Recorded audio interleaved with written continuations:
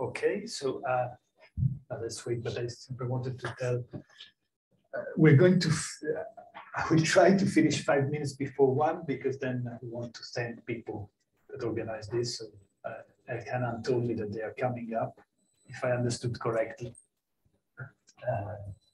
And I think it's really something we should do because the organization has been so smooth. I think you have appreciated. But it's smoother than the airlines, I understand. So you are. Did you solve your problem? I did. I got in. And you're on the flight tonight or tomorrow? Tonight. Okay, that's good.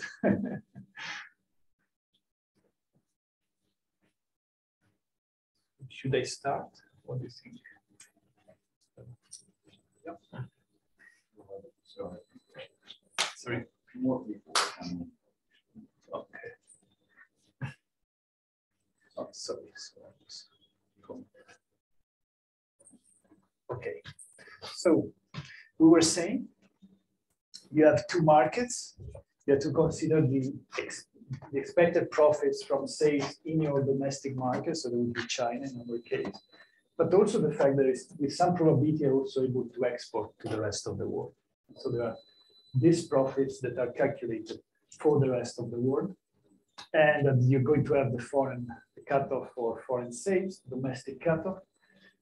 This can be, as usual, expressed in terms of the domestic cutoff of the other countries of the market destination. And so you have essentially two equations, this one for China and then the analogous one for the rest of the world. In principle, you have four cutoffs, the domestic and the export for China and the same for the rest of the world. But the export cutoff to a given destination is mechanically associated to the domestic cutoff in that destination. So you end up with a system of four equations, two equations into unknowns for the cutoffs that can be solved. But this is requires some assumption on the distribution, and as we said before stopping, is going to be the usual inverted Pareto with the support that it index Z. And the idea would be that this CMZ is going to measure the comparative advantage, of course, compared to the rest of the world, is going to measure the comparative advantage in sector C. Then you can come up with expressions for the export propensity and the export intensity. And you may want to define this revealed comparative advantage in terms of your relative ability of exporting in a given sector. But since we have firm heterogeneity, there are two dimensions to that. There is the extensive margins, so how many firms are able, or the fraction of firms that is able to export. That is the export propensity, given the distribution that we've seen before. If you want to know what is the share of firms that are exporting, you need to evaluate the cumulative density function at the export cutoff.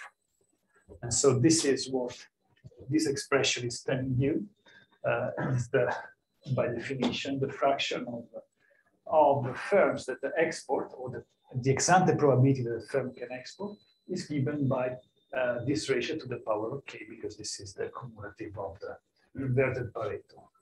And then what are these cutoffs? So these are going to be, with respect to what we've seen in the model where we had the outside good and the factor prices were determined exogenously, we have that the cutoffs are going to be, the cost cutoff are going to be determined by a technological aspect linked to the productivity, but also the factor prices.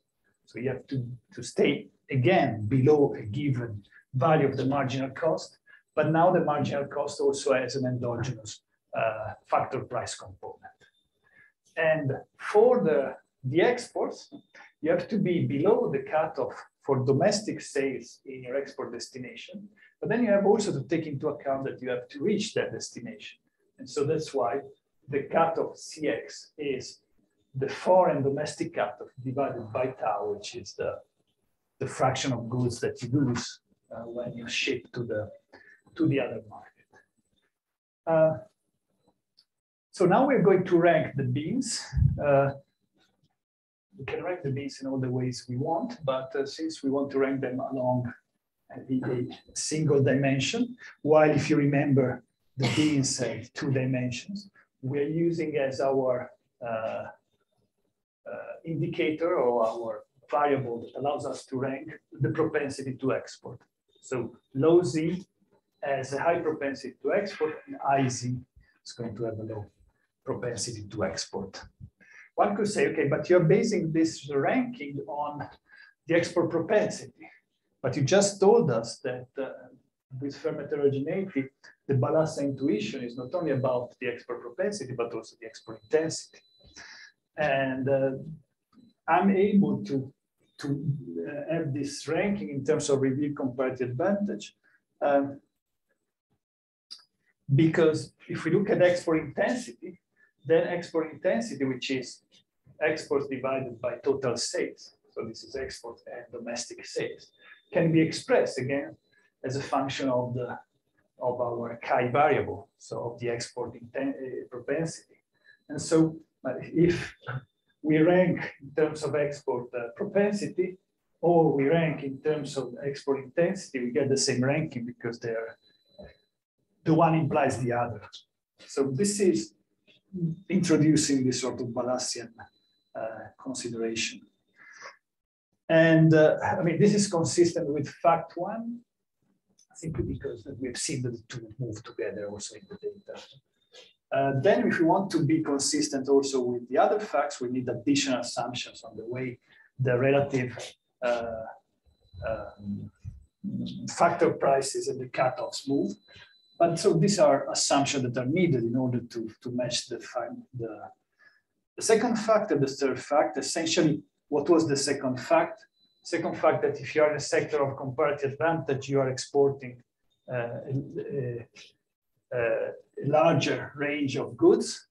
And in order to do that, you need to face, if you are in a comparative advantage sector, you need to face in the foreign market less competition than if you were instead in the comparative disadvantage sector. In order to achieve that, you have to make some assumption on the way the relative Z's are distributed with respect to the relative omegas are distributed with respect to Z. Does that have some intuitive meaning? So essentially, so the expression is this one. So this is the export, the number of products that you export, given that you are I'm using sector again, but now we understand what it is. And your productivity is inverse productivity is C. So this is given by the maximum M. So this would be, remembered, the indices of my varieties. I pick the core productivity, and this would be small m equals 0. Then I may decide I want to produce another one. This would be m equal 1, m equal 2, m equal, in my picture, m equals 3. Then there would be any m equal 4, but it violates this, this threshold condition. And so the number of varieties that I am exporting, or products that I export, is the maximum m such that I am below this cutoff. Now, what is the cutoff? What we had in the previous here. So the foreign cutoff is given by the domestic cutoff divided by tau.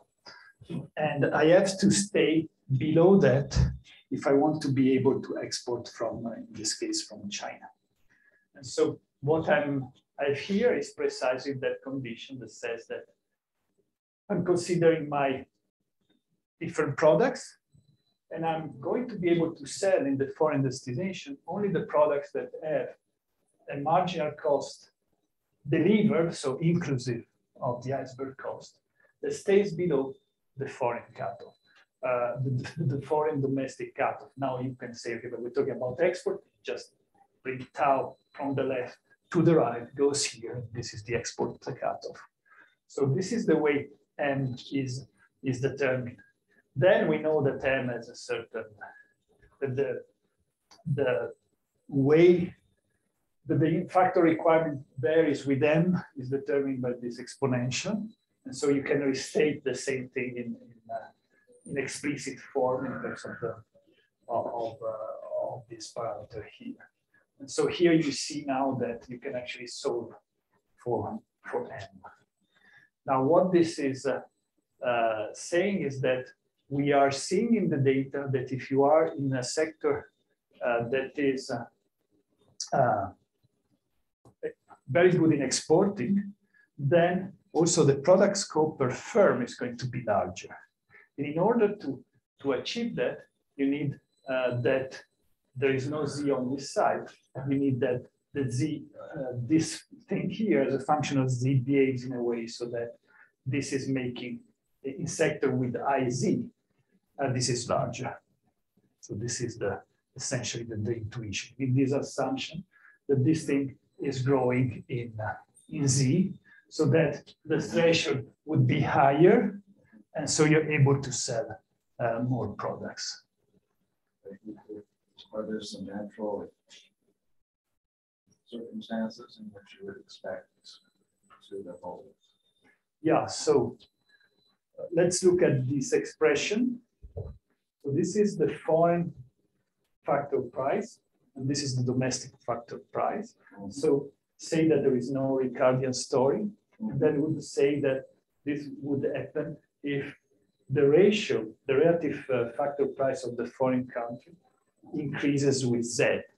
So this would be a sector in which, in terms of Echelon, I have a comparative advantage. Controlling for the, so I need the, so this is the essentially saying that I want to have a comparative, if I don't consider this, I want to be talking about the natural assumption of Echelon. If I didn't have the Echelon thing, this is a sector that in which abroad it is easier to survive because this threshold is higher. So it must be a sector in which I have a Ricardian, intuitive Ricardian comparative value.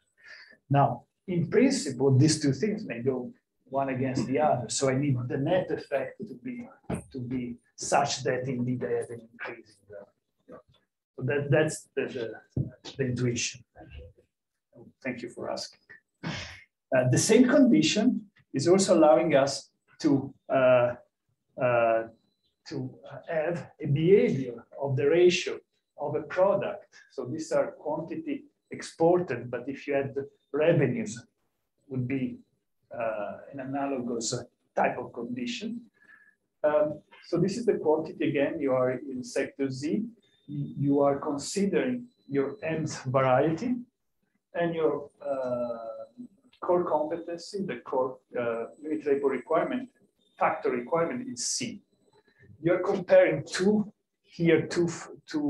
varieties of your own product range. One that is closer to the core, so it is more productive, and the other n prime, which is further away. So this ratio is larger than 1 and can be expressed. So the quantity we have seen, it is. I mean, there are other things here that disappear because you take the ratio. But the key thing here is that if you are low marginal cost firm, for a given cutoff, you're able to sell more. Applied to here means that if you have a product that has a lower marginal cost, it's a product that sells more because this is more than this one. Then the P max is the usual cutoff in the foreign destination. So to match the stylized fact 3, the same condition is needed. What was stylized fact 3? Stylized fact 3 was that if Z is, so if I'm in a sector in which it is easy for me to export, then I will not skew my sales that much. I'm not placing all my bets on my best products because I'm good enough to sell a lot of products.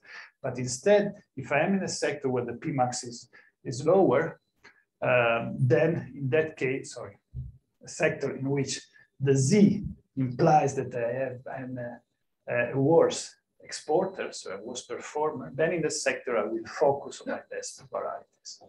And again, given the order that we have, so that Z it affects my propensity and my intensity of exporting, then this condition is required in order to have the three things moving in the same way. So, and the intuition is the same as before. Now, so the model has this sort of implications. And so we use the model to get closer to our comparative advantage decomposition. So before that, some reduced form evidence. I'm showing here just the sort of the echelon part. So this is a definition of, so CA here is maybe it's not the best acronym, but it is competition due to comparative advantage. So it's better to have CCA, so it's not comparative advantage, it's competition linked to comparative advantage. And so we have this index of, in the case of the echelon story, is an index of the beans. It's a capital intensity of firm I. This is the average capital intensity of firms in the sample. So you are more capital intensive if you are above, if your ZI is above the average. Then the second term here is instead, so this is a firm characteristic. J is instead the market. And so this is talking about the market destination that is more capital abundant than the average destination. So the interaction of the two is going to tell you that you're going to face stiff competition if you are capital intensive, selling to a capital intensive place. So capital abundant place. Or here, if you want tougher competition faced by labor intensive firm exporting to labor abundant countries and capital intensive firm exporting to capital abundant countries. We measure capital intensity in two ways, capital share or capital labor ratio. We look at some simple regressions here. We are regressing the product scope, so the number of products or the log of the number of products, depending on the specifications and the technique which is written here. But what I want to highlight here is that indeed you have that the product scope is reduced in places where you face tougher competition. So this is a force that would apply also, even though they don't do the multi-product thing, but with the CS, this is something you would get anyway. What you would not get is instead the second type of regression. Here we have some measure of the concentration of your export sales towards the best products. And you see that now what you have is that you sell fewer products in firms sell fewer products in destinations that have tougher competition. And also they concentrate more the sales towards the best products. And again, I mean, this is the story that you would not get in the case of a CS. Now, this is important also from another point of view. So in another paper with Thierry and Marc, we are looking at what are the effects of the productivity of firms of this sort of behavior. So say that, so what we do in that paper, we have French firms that are exporting to different destinations. And the different destinations, they are shocked at different moments by competition shocks. So Marc told something about these competition shocks yesterday. So the idea would be that if I receive a competition shock in a foreign market, I will concentrate my sales towards the best products if I want to serve that market. And this, if the market is important enough, will affect my entire allocation of resources across the different products both domestically and internationally. So by focusing more on the best products, I would expect to see, and after a competition shock, an increase in the productivity of a multi-product firms due to these composition effects. This is something that actually we find in the French data. And also, we have also in that paper, we also try to see whether this micro thing, again, is relevant at the macro level. So we look at the evolution of productivity in France, and we argue that the data support the idea that these competition shocks have had accumulated effects that is relevant for also at the aggregate level. So now let's get closer to the notion of comparative advantage, and then I can wrap up on this second set of slides. So there are two ways to measure. If you have productivity in mind, then you may think that a simple measure would be to take the average productivity, the average TFP across all the products and firms that are there. And so you would simply take what would be the inverse of this, but you take the integral of all these Ricardian parameters of cost across all of the domestic firms. And you get with Pareto to this simple expression, which is telling you that the average unit factor requirement is just a fraction, or is proportional to the domestic cutoff. So here first you see the celebrated selection effect. Anything that reduces the cutoff is going to reduce the average cost, the average unit factor requirement, and therefore you would have this endogenous productivity increase. Relative productivity in open economy is going to take the ratio of these two items, of this item computed for the domestic country, China, and for the foreign country. And you can show that this is indeed the ratio. We've seen that. I mean, you look at this expression and you see, well, there is something that is only about domestic. Think A stays for autarky. So even if I didn't have any trade, there would be this ratio here. And then there is something that is instead related to trade. So if you look at this, is essentially the ratio of the cutoffs that we've seen in the previous paper. The only difference here is because of the endogenous wages, you have a K+1 instead of K+2 here, and you have these wage ratios inside. But if you abstract from those, with two countries, this is precisely what you would get. You remember we had several countries there. That expression with the cofactors and the determinants of the trade metrics. With two countries, of course, the metric is very simple, and you get this very simple expression here. Now, you look at this expression, you say, okay, what is the complication in terms of thinking about comparative advantage when you have selection? Well, is that even in autarky, what you observe is not the traditional Ricardian comparative advantage, which is the unit labor factor requirements that stay there and they are not affected, and they are transmitted in the revealed comparative advantage or in the measures that you have. When you have selection, already in autarky, what you observe in the data is selected. So it's not simply the ratio of the upper bounds of the support, but it is the ratio of the cutoffs, because different countries may have a different intensity of competition. Now, if you had a CS, this would not be relevant. Why? Because if you have in mind that the component, it was national component, international component of this cutoff, the national component, the key thing that I was highlighting in terms of heterogeneity was the size of the market. And the size of the market, if you have a CS, doesn't matter. And so this ratio is essentially, indeed, in the CS case, this ratio here is going to be simply the ratio of the upper bounds of the supports of the distribution.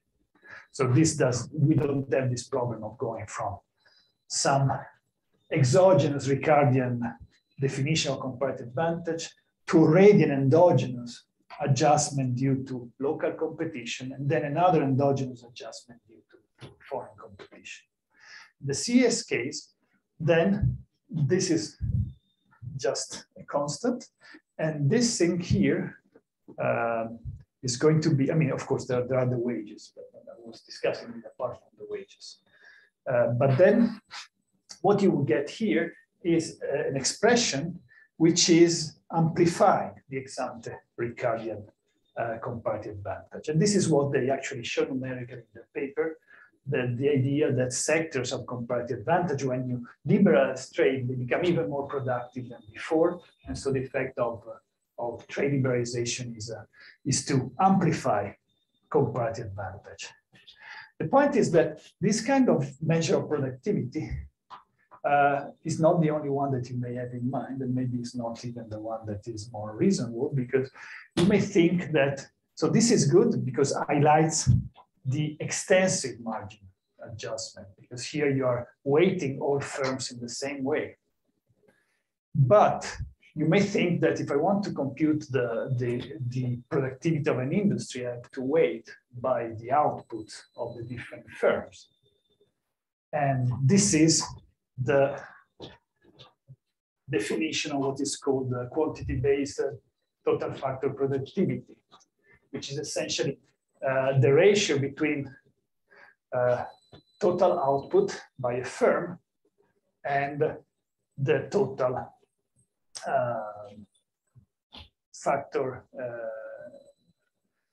factors that are employed. So quantity-based TFP is this expression here, which seems ugly, but again, remember that there are relations between these different cutoffs.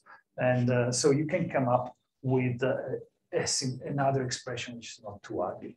And this expression is going to take the ratio for a sector Z of the TFPQ in my country and the TFPQ in the other country. It has three components. There is the ex-ante Ricardian component. Now it's more complicated because there is also this effect of relative market size.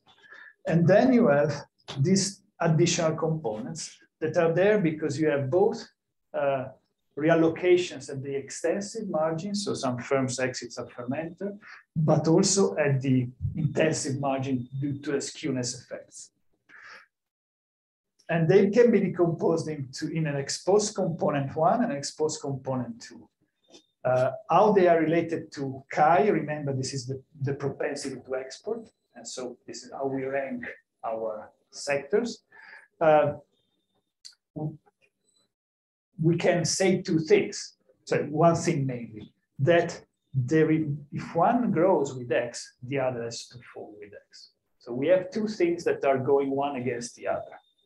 And so now we want to see, okay, this is the typical situation in which if you say can go up, it can go down, then it becomes an empirical issue whether this is going up or down. And this is what we try to do. Here simply to highlight what is this ex-ante Ricardian component I was speaking about, was simply the ratio of the upper bounds of the support and the ratios of the sizes. Larger countries already in autarky, they have tougher competition, and so they have more selection. With CS, this is not there. TFPQ, same type of expression, again, just the same in autarky. Now, how can we operationalize the decomposition? So if we know the values of parameters and we take them from the data, we observe the fraction of exporters, we observe that it would be the export propensity, we observe their export intensity, and then we have to take relative prices from somewhere. Then we can quantify the decomposition because the decomposition is in terms of these observables. Why do we need wages? You look at this and you say, well, but you have inverted the different expression precisely because this way you get rid of the wages.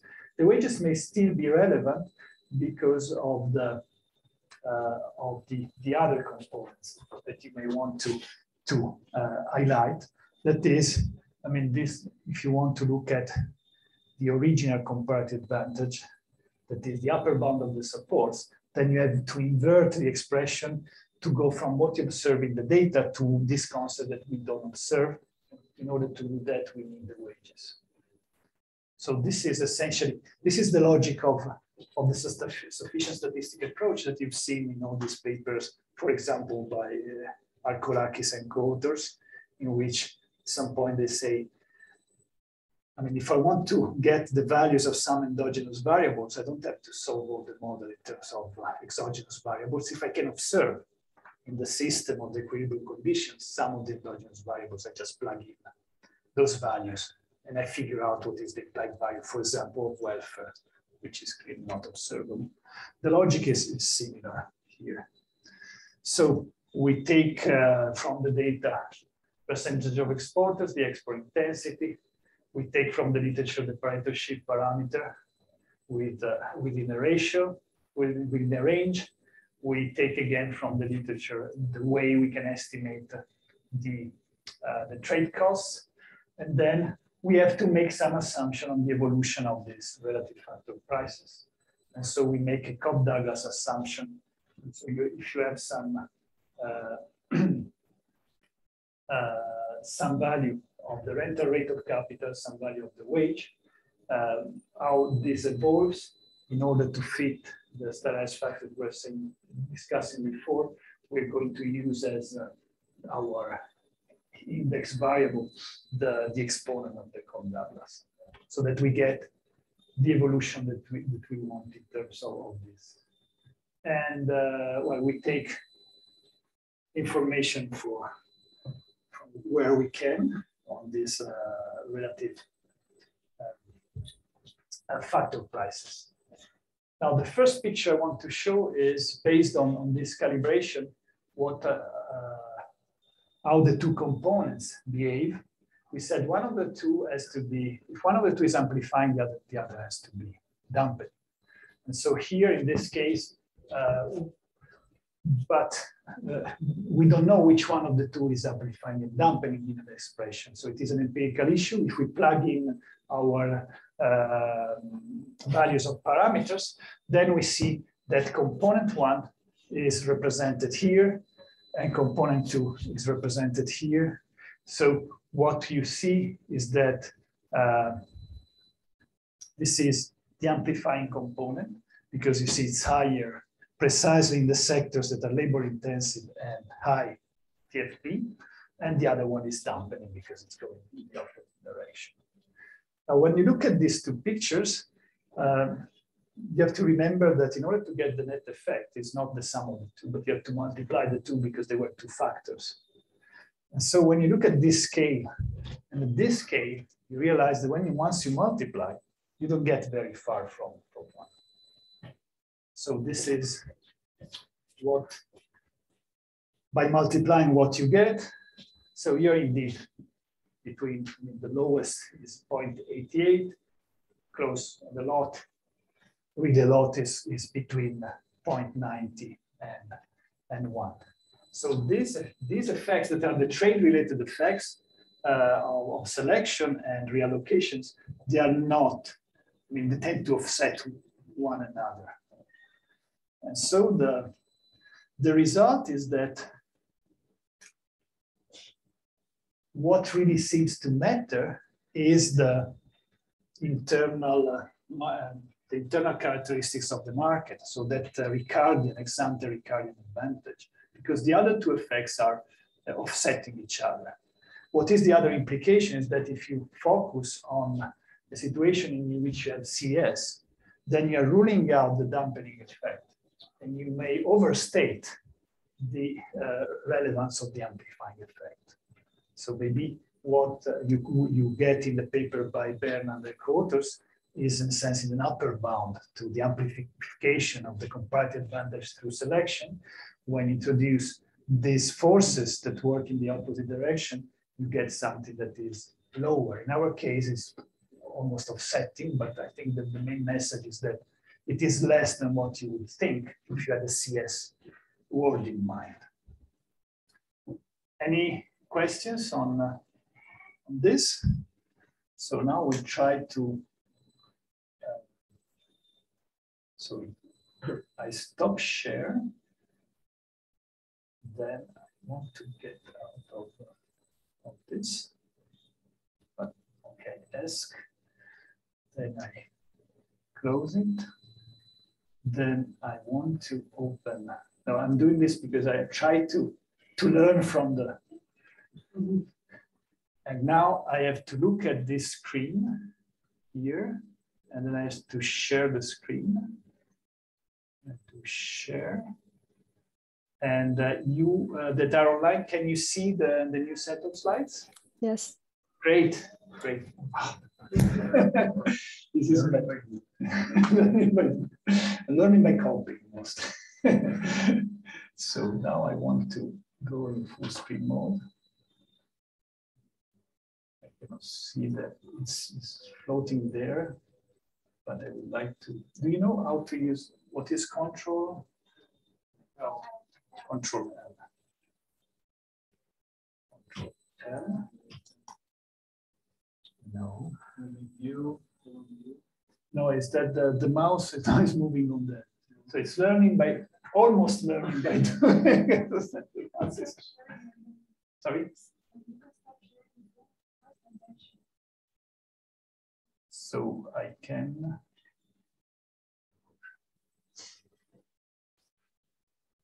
We can just redo it.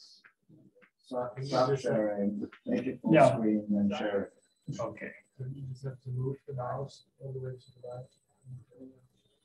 right. I see. Just click once, Yeah. anywhere. Yeah, that's great. And now control. Right. Okay. Yeah, no. It's okay? Yeah. You need to be young enough to do this sort of stuff. Yeah. No, I mean, you know, the trick is that if you move the mouse left and right, you can go from one screen to the other, which is exposed obvious, but extant at least to me was not. Okay, so now last topic. The last topic is looking at another thing that games you can play with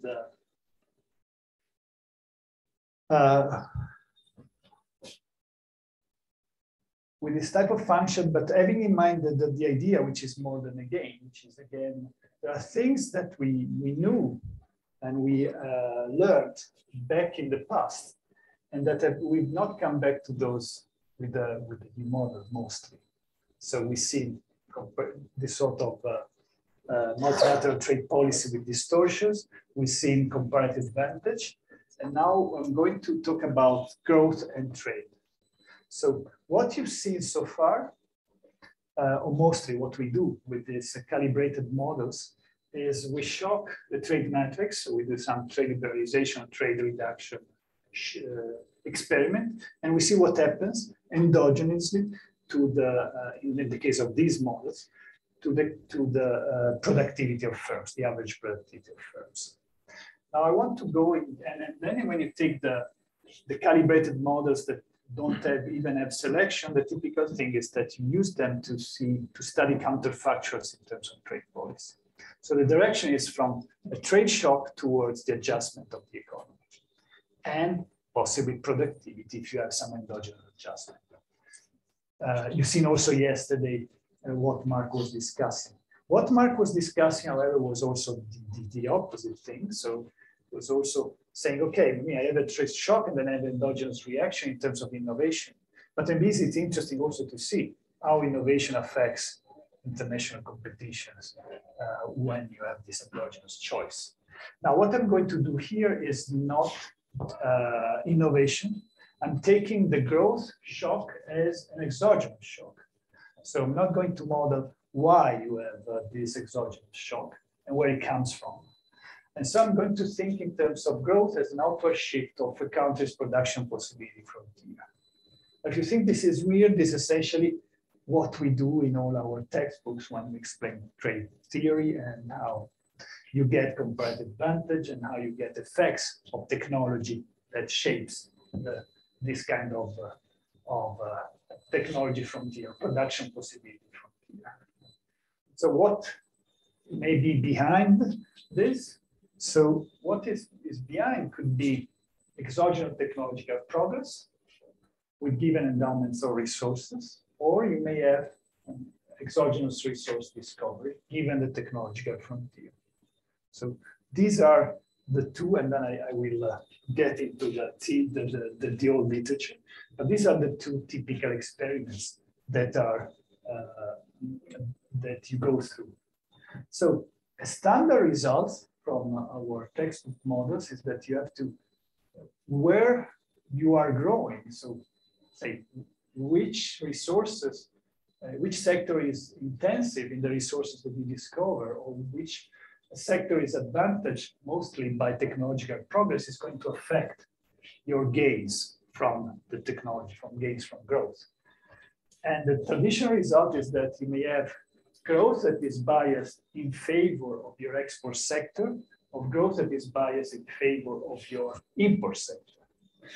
Now, what is the difference? The difference is that it lies in what is called the terms of trade adjustment.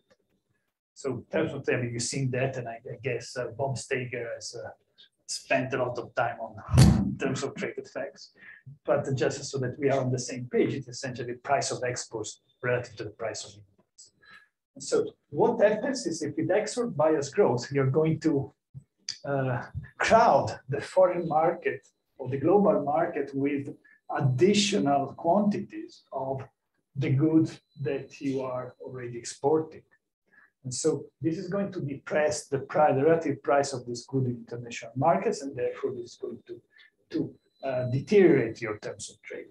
This is a negative effect. It doesn't mean that you're worse off. What it means is that a large economy that affects the terms of trade, when you have technological change, is going to be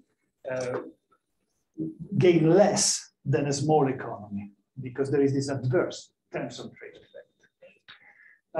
Then import bias growth instead goes in the opposite direction. So you don't have this potential loss. This is something that in the old days has attracted the interest of trade economists. But Helena was telling me that also some theorists like Aumann and Sonnenschein, some polygenic river models were interested in this sort of what I would say pathological effects of growth.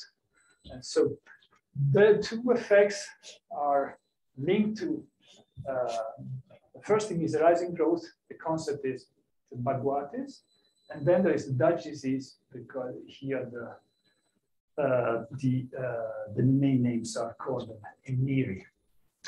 Related to this, there is also an old debate after the Second World War that was on the transfer problem, what was called the transfer problem. What was the transfer problem? So was the idea that shifting resources after the war due to maybe the reimbursement of war expenses by the losers to the winners, or vice versa, Marshall Plan for Europe may backfire, at least in terms of what they were expecting, because the terms of trade will move in a way that goes against what is the first order effect. I'm not going to talk about the transfer problem, but I would suggest that you read about the transfer problem because it's been a very topical debate, and that had on the one side, so it was a period in which economists were actually driving a lot. I mean, serious economists were driving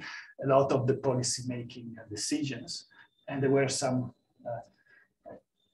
incredibly important policy making decisions after World War II in how to reorganize everything.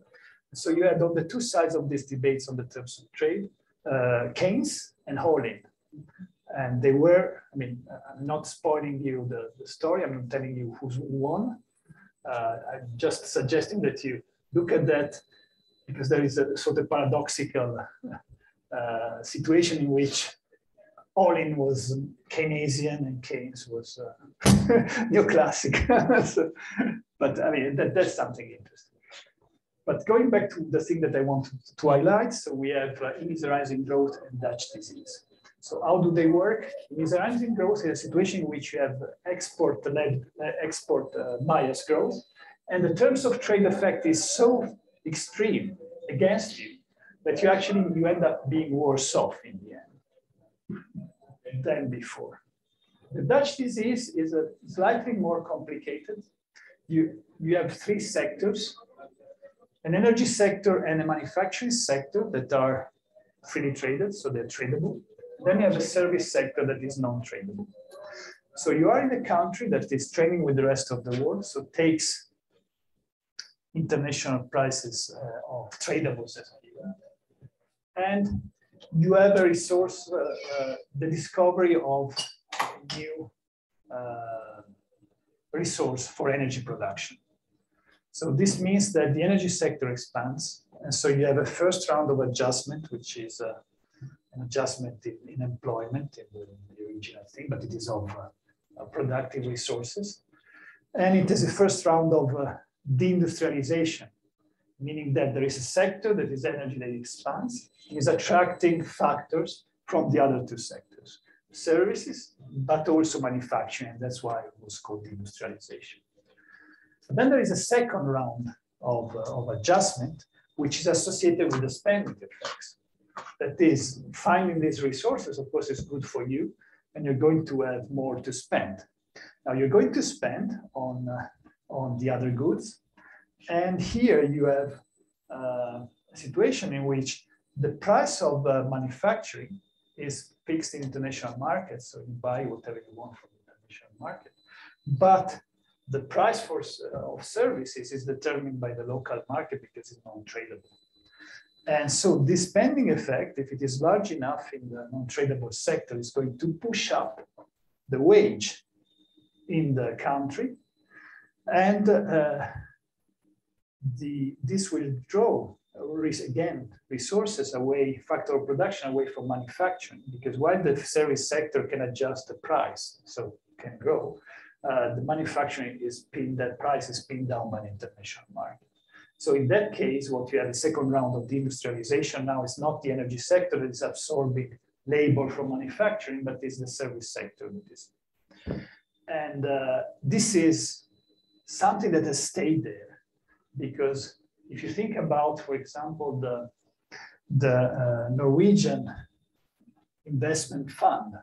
So, you know, in Norway, they have, of course, oil, but differently from other countries, where they channeled all these additional revenues towards a national fund.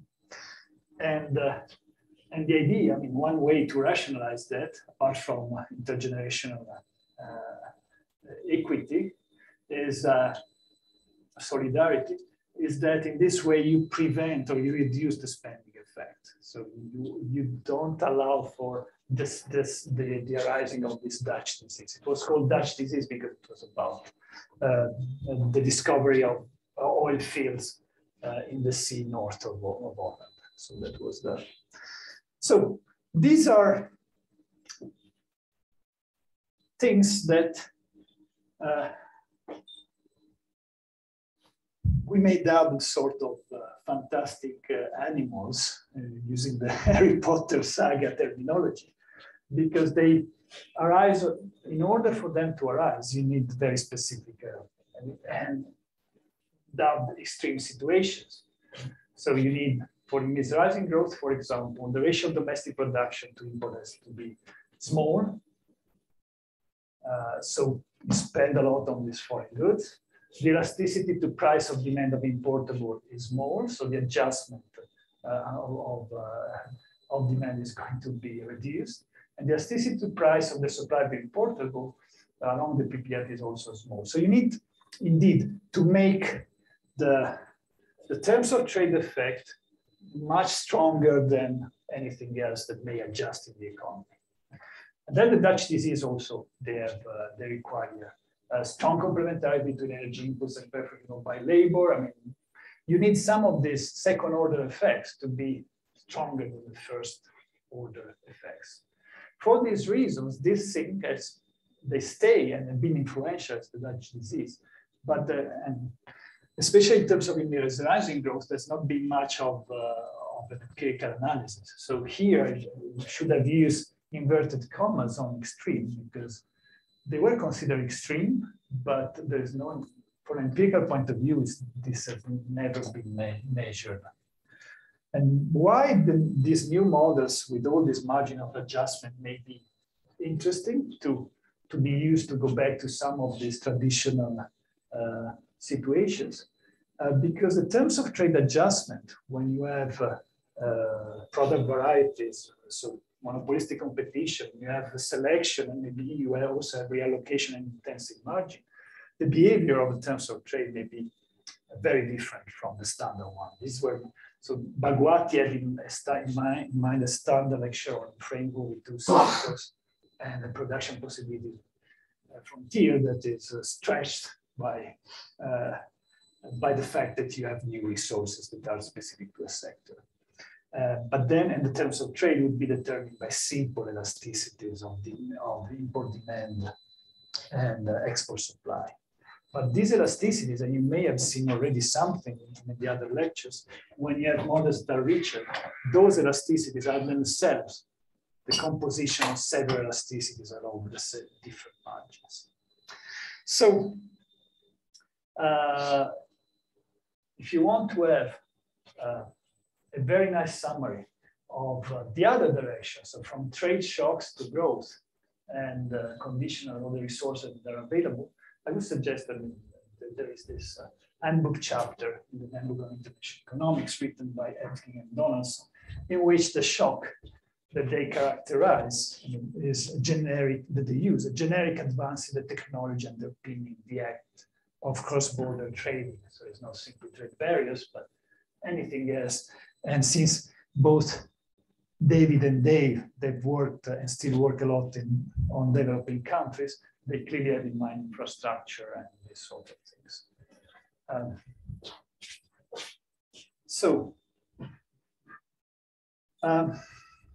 This is what I just said.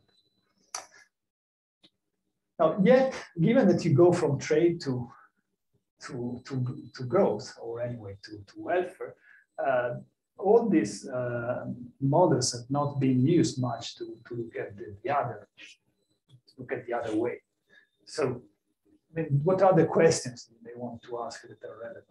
So one is, the typical one is you open up trade with a country that starts growing along, say China. And then you ask yourself, is it good or bad to be trading with this country? So will I benefit or not from trading with this country? Of course, we have traditional answers, but now I'm going to show you, to argue that there are new margins of adjustment. And then there is the rising growth thing, which is this pathology, this fantastic animal, that is, you have a sector-specific improvement that in technology that shifts out the production possibility frontier, say, of France, because in the end we use French data, even though I'm not sure I can get there in this presentation. And then you ask yourself, is this good or bad for France? So why these models can bring new life to this classic debate? Well, because then you have this additional marker. So in margins of adjustment, in general equilibrium in perfect competition, welfare changes fall beyond what can be assessed simply by the terms of trade. And so you have to think carefully about these things. And because changes in prices are not only driven by changes in rate and marginal cost. Instead, as we've seen, and also it's empirically relevant, you may have adjustment to markups that vary and imperfect pass-through. So clearly, if you think of a technological improvement as an increase in productivity, then you immediately have, there may be firm specific, you immediately have a problem of pass-through that we discussed before. Then in general equilibrium with inter-interested trade and selection, you have all these effects that go through the network. And when you have several countries, you may build up a second order effect that is strong enough to offset the first order one. So this is what we are after.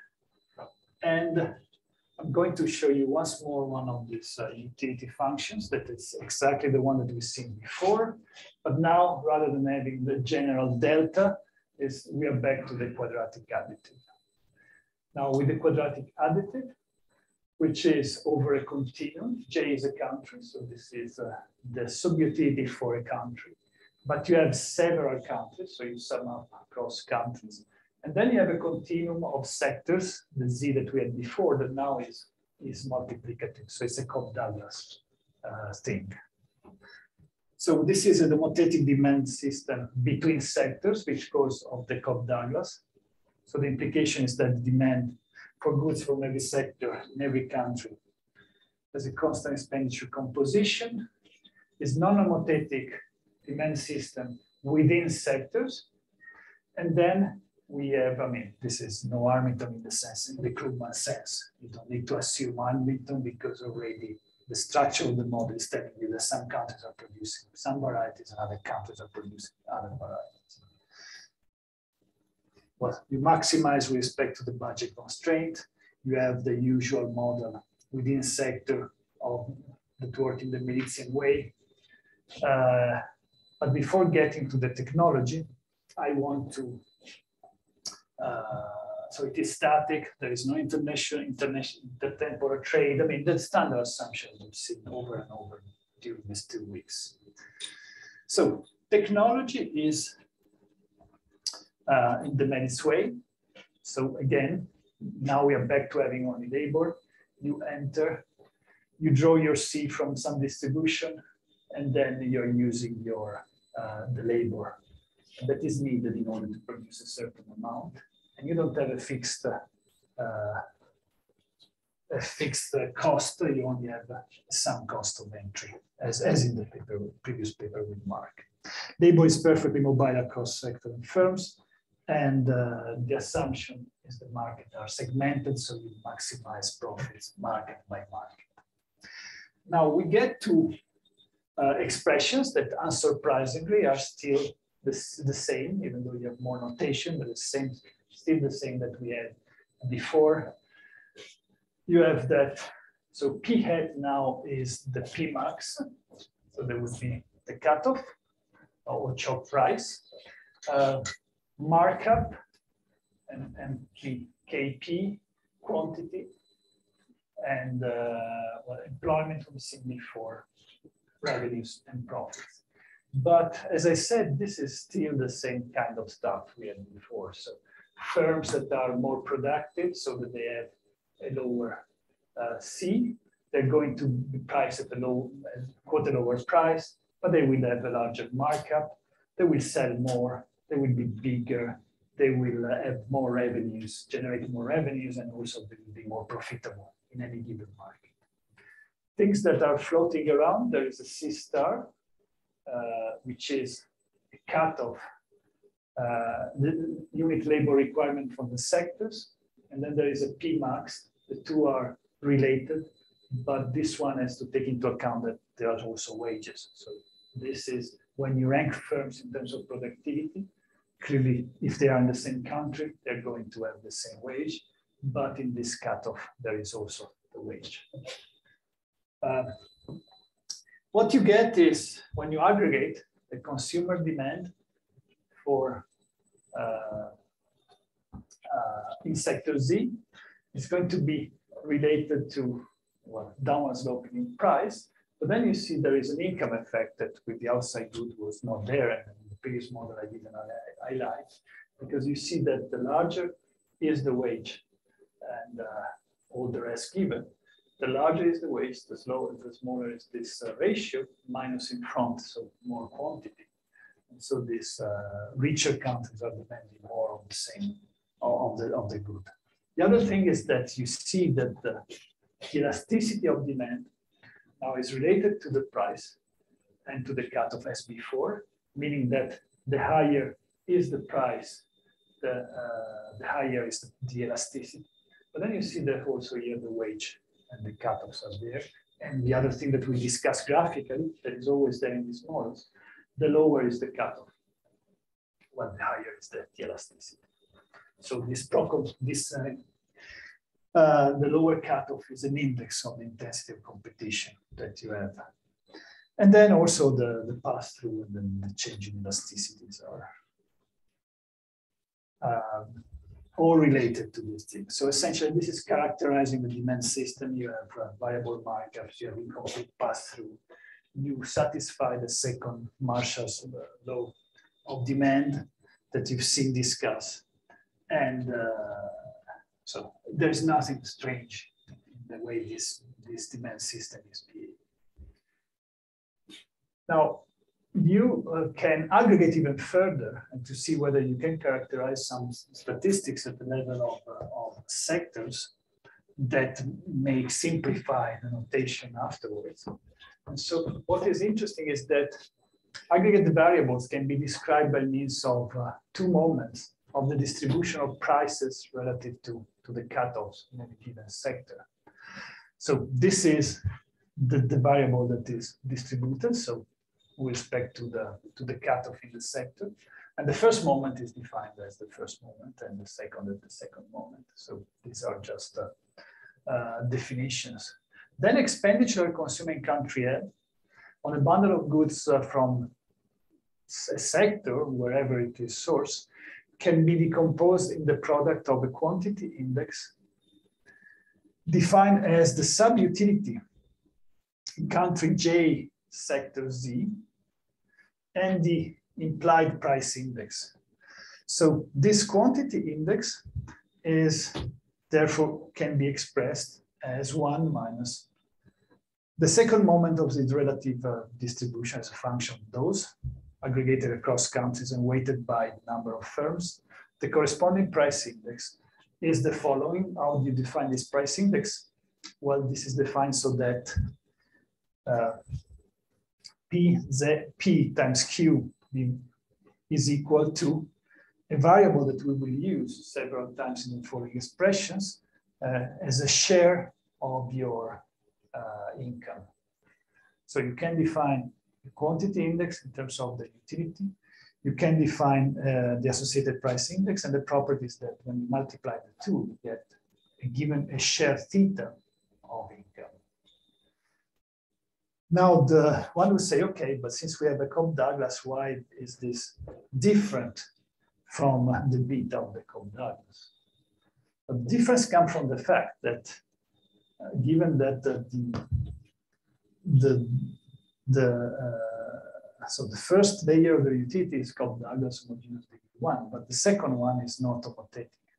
And so what you have is that you have a deviation of the expenditure shares from the Cobb-Douglas one, which is associated to due to the normaticity. And so this theta L is indeed, you have the Cobb-Douglas shares, but then there is this, this eta L, which is defined as the ratio between this price index and the choke price. That is going to be not necessarily the same for all sectors, and actually in general varies across sectors. If it were the same across sectors, as in the CS case, then this NL would be constant. You could simplify. The sum of the betas would be equal to 1, and here you get simply the standard Cobb-Douglas result. So why I wanted to have these definitions in particular, because then you can define the indirect utility, so maximize the utility as just the product. Remember, this is the Cobb-Douglas of the, this is simply by definition, of the subutilities to the power of beta. But now we know that those subutilities are related to this second moments and the number of firms.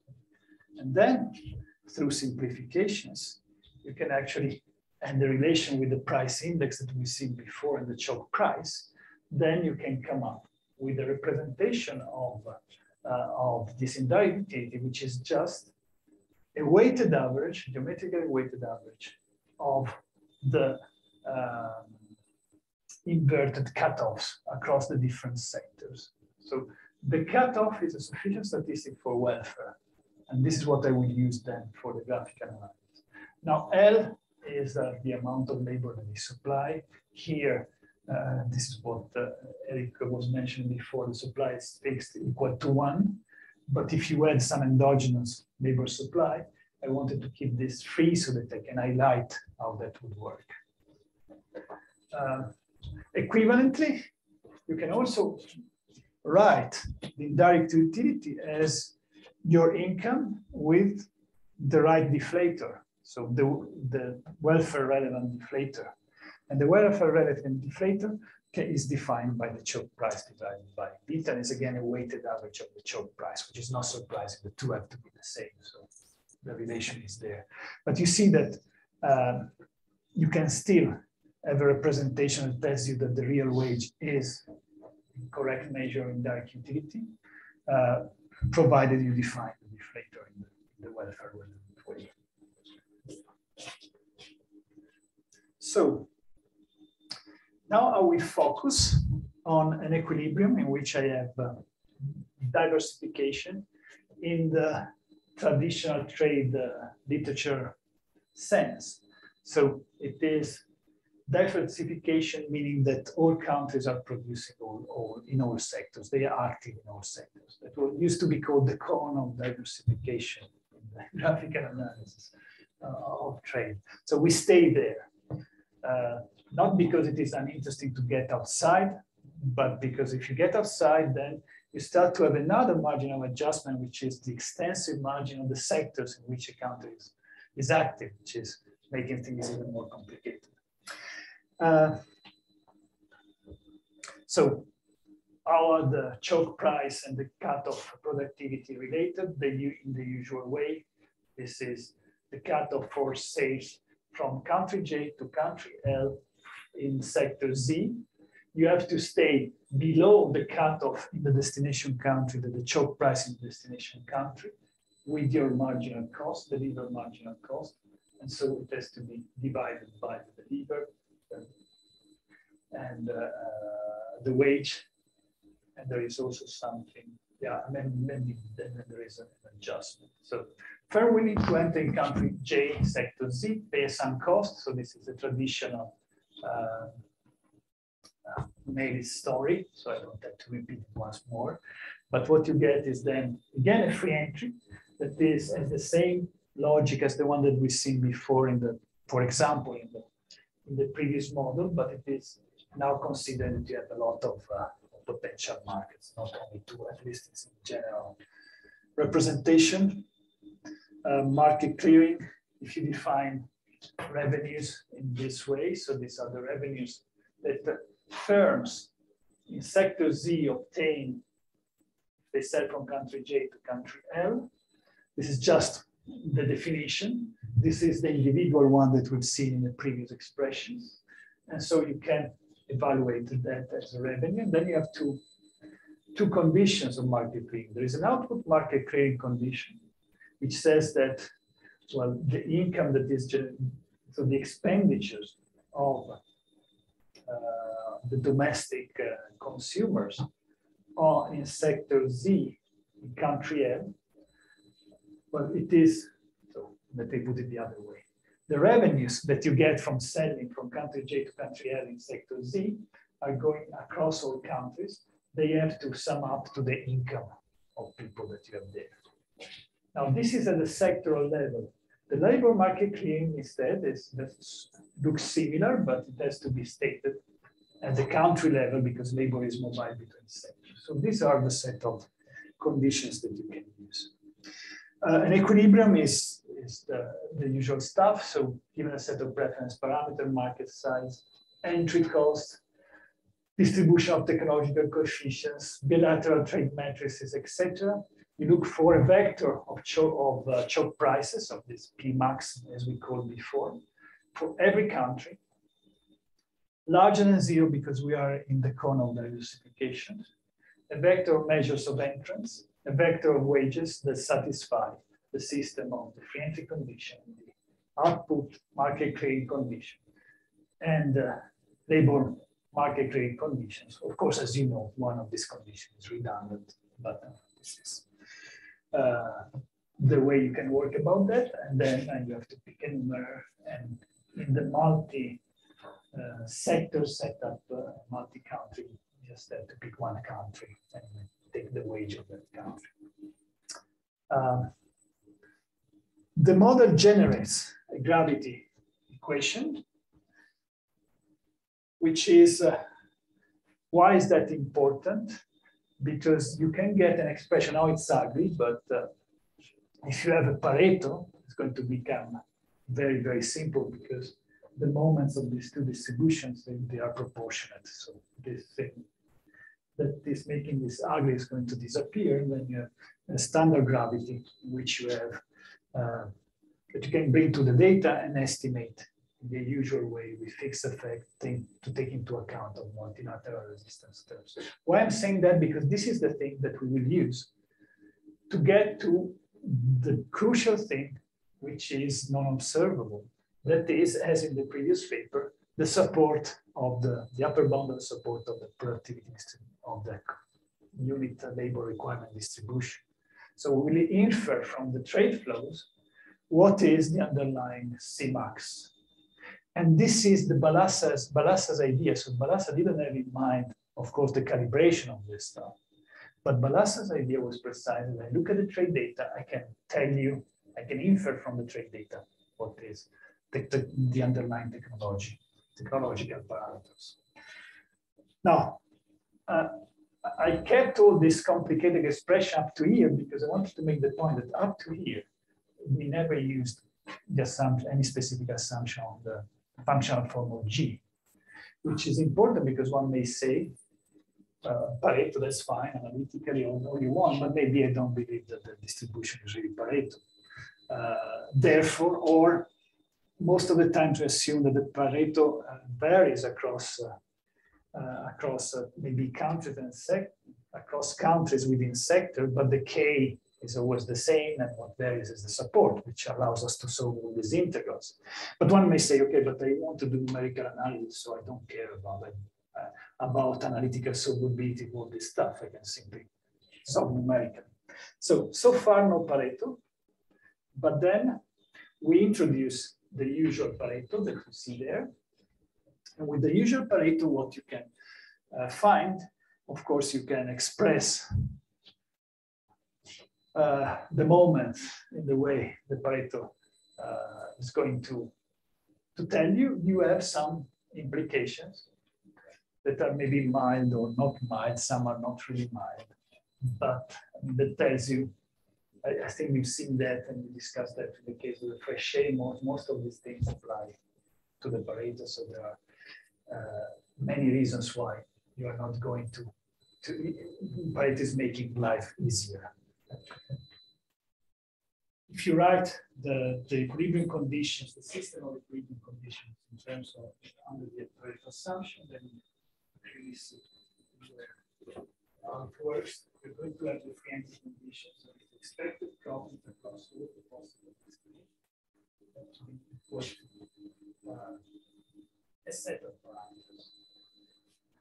Where inside the set of parameters, we're going to have, of course, the sum cost of entry. But we're going to have also other branches of variables, but they're all bundles of parameters. But in particular, what you have is Cmax.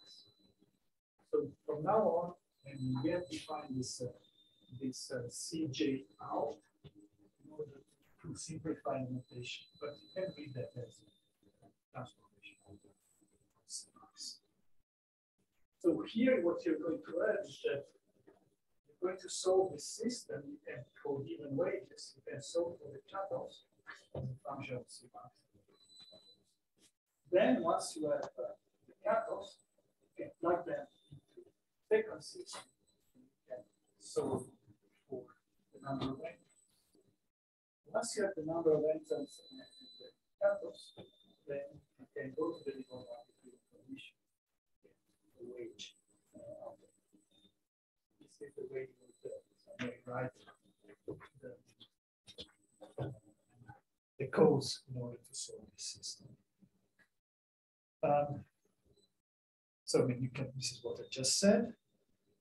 Now, I want to conclude by going back to our issue of initializing growth and focus on a case in which now I'm zooming in a sector because I want to highlight the adjustment is needed to the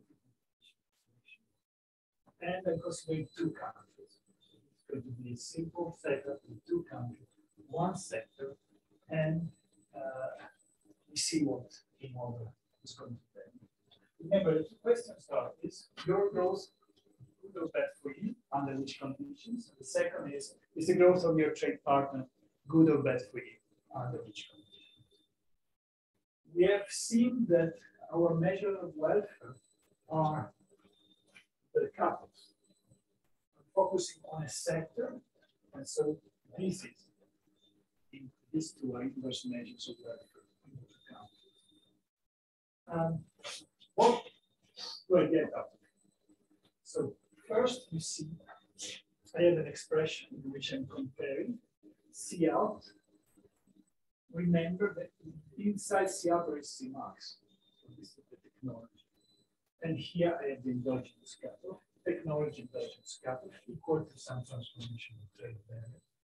Since I started from a general trade matrix, the taus may be asymmetric, but it doesn't matter because we're not going to shock them. So you can treat them as identical, it's just a product of the T2 square, the tau square. But the key thing that this is telling you is the following. If the tau do not vary, this relation tells you that when C out goes up, then you will have an adjustment in C1 and C2. Of course, in which direction they go, I mean, this is just one equation, so you need to look at two free equations separately. But what this is telling you is that if C1 star goes up, C2 stars go down, and vice versa. So there is rivalry. If you have an improvement technology in one country, it is going to have opposite effects. The other thing that you can get out of this is that this is not necessarily the case when I shock the tau. If I shock this, then I'm not forced anymore to have this constant and so to have to compensate each other. But I could have that C1 and C2 start that increase or fall together. So this is what is really making different in terms of the shocks that you have when you shock the trade cost of the shock one of the technologies. The other thing is that, of course, with that, I'm not able to tell you whether C1 goes up and C2 down or vice versa, because I need to have the system of the free entry conditions. For given wages, the system of the free entry conditions can be written in this way. Remember, it's a usual one, the expected profits that can be equal to the sum cost of entry. And here, I'm just defining this line of variables that I'm not going to shock, so that's why I'm simplifying the notation. Then I get to this expression here. And this expression here shows you that you have two linear equations, linear in the cutoffs of the power of 1 plus.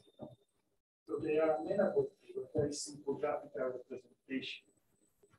And they are downward sloping. So this is a relation between C2 star and C1 star increasing. C2 star and C1 star increasing with different slopes. If you represent them graphically,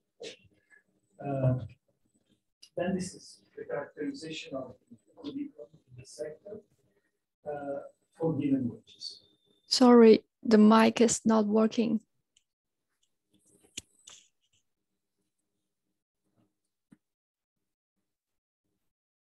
Can you hear me now? Yes. Good. Yes. Thank you. So here now you have the two relations that we plotted before. The equilibrium would be at the crossing between the two. And so this is going to determine the endogenous cutoffs in the two countries in this sector. Now let's introduce the technology shocks. So the first technology shock is, okay. So say that we have, indeed, in this sector, country 2 is becoming better. So I have growth in that sector. And the effect, if you have growth in this sector, is that the Cmax, which is inside C2 out, is going to go down. So this is this parallel shift in the free entry condition of country 2. This parallel shift is giving us this rivalry outcome. The country 2 has an improvement in welfare. We are partially equilibrium in this sector. As an improvement in welfare, the other country is suffering. And why is that happening? Because in this country, you get a lot of entry because technology has improved and more competition, but you remain in equilibrium because it is more difficult to survive, but at the same time, you get more firms. So a smaller fraction of firms survive because the cutoff has fallen, but you have more entry. This is why you can keep the free entry condition. In the other sector, instead, you have, in the terminology of Ricardian and Neri, you have deindustrialization. So you have less entry and you have less efficiency. But this is not the end of the story because we are keeping wages constant. And while we have this outcome, this picture is showing that country 1 cannot be worse off. But think in terms of the Ricardian logic. The Ricardian logic essentially is that if you are more productive, country is more productive than another country, this will be reflected in your wage. So an improvement in the productivity of your country, that is the one that we are showing, in general equilibrium will lead to an increase of your wage. But an increase of your wage, you see, this is country 2. The wage 2 is here at the denominator, so of the slope of this curve, and it is here. It's going to affect both the slope and the intercept of the other curve. So one can build one of these, or create one of these fantastic beasts in terms of immiserizing growth if you have, again, a movement of the wage that is enough to bring you to a situation like this one. So first, due to the adjustment, it may well be that you don't have rivalry anymore because of the adjustment in the wage, but you could even get to the opposite situation in which, despite your improvement in technology, then you get exit in your sector, in your country, and the sector you're considering because the wages become too high. And so you go in the opposite direction. Now, this is something that, of course, it's really asking for an empirical analysis, or at least a quantification, because we are in a sector that is, and then there is the rest of the economy. We are not able to tell how the wage is going to move unless we do that empirically. And so this is something you can actually do, and I think I should stop so people come up. But the thing you can do, how can you some way get this model to the data, is to, again, use the logic of vivid comparative advantage that I was describing before. I see the trade flows. I have a model that is relating my productivity, exogenous productivity to the trade flows. Given the data and parameter estimates, I can invert the equilibrium conditions, solving now. I use the endogenous variables as known, and I back up the exogenous parameters, going the opposite way as we did before. And why I can do that? Because of the gravity equation that we have shown this model generates, and that with Pareto is going to look like this. So we have exports from J12, we're going to have a measure of trade frictions with the trade elasticity parameter, due to Pareto is K. And then we have the wage in the destination country, the origin country, sorry, the size of the origin country, why? Because of the variable elasticities and these sort of things. And then we have other parameters that are index J. And this is what we are after. So we can estimate this because now, to conclude, this idea has been used by Costino as well known code in 2012. They use the fixed effect estimate. So all stuff, the entire thing here, and they call that comparative advantage. But for our purposes, it's not really comparative advantage we want to see. And what we're doing, and here is a way to visualize on the vertical axis the simple mass segment for your excess exports on the segment. And here instead we have our calibrator estimated Cmax from the calibration. And so this is compared to the balance index. Here we have the Costino estimation of comparative advantage. And so balance means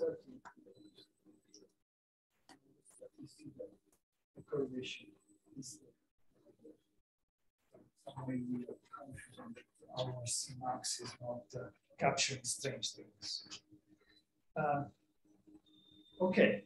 So this is the way you get the Cmax, and then with this model now it's calibrated.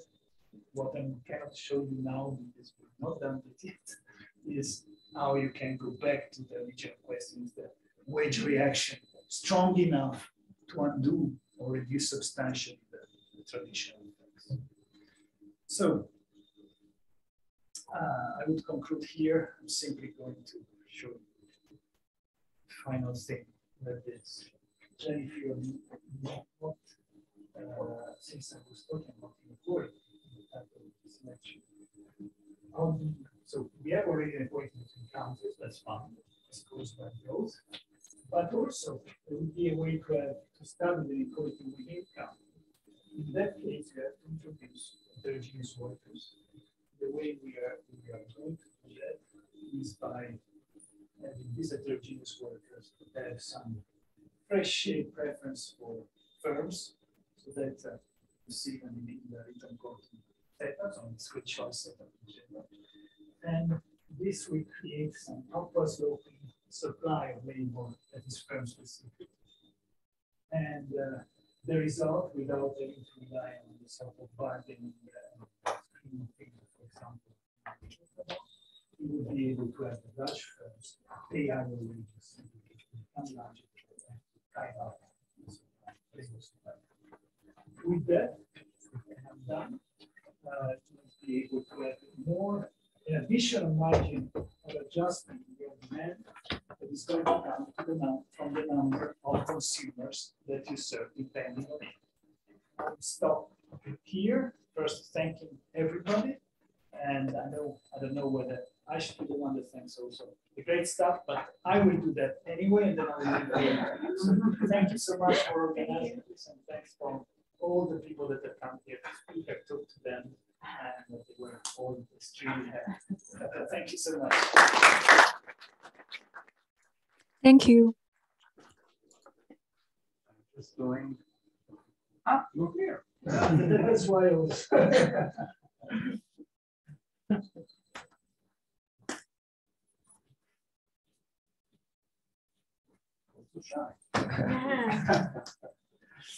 Well, Elkanan thanked members of the Institute last night, but I'd like to take this opportunity to do so as well.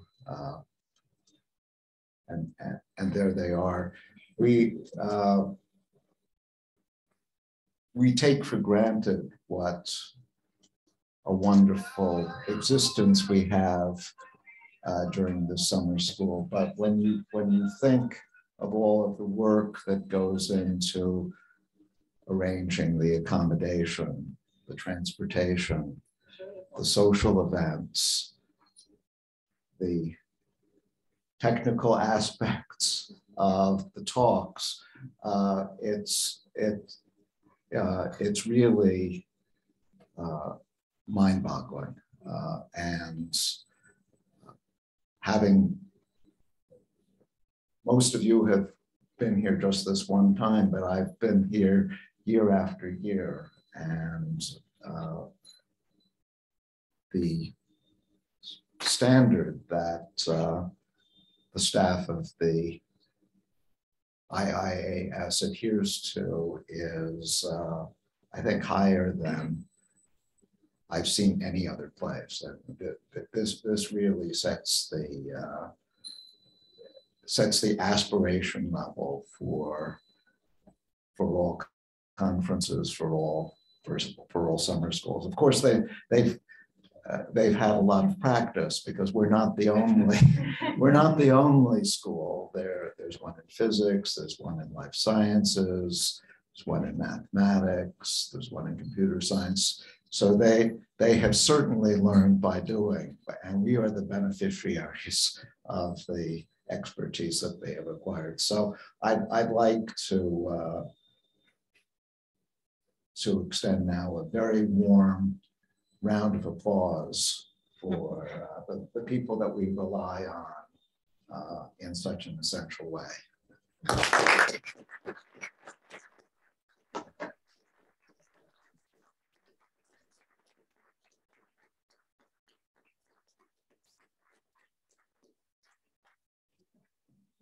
Thank you for joining us at the end of this summer school.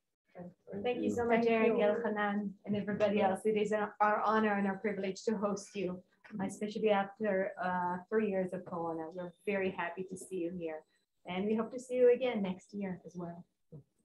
Thank you. Thank you. But I can't let the summer school end without acknowledging my partner in crime. It's one thing to dream up a list of lecturers and a list of topics. It's another thing to make that list come true. And that is what Elchanan has done this year, and that's what he does every year. He somehow waves his magic wand, and everybody's here. And you're here too, because not only does he arrange the lecture side, but he does admissions. He makes sure that all of you get here. So I don't know how he does it, but that specialization of labor. But I'm immensely grateful. I'm immensely grateful that he does it. So a very warm round of applause for Elchanan.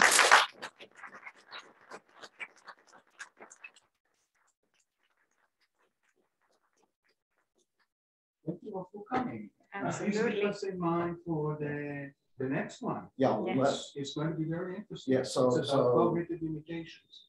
right, exactly. Which I suffer from. So Great. I don't think it has still come to international trade, but models of behavioral economics are penetrating into many fields. Cognitive limitations are shared.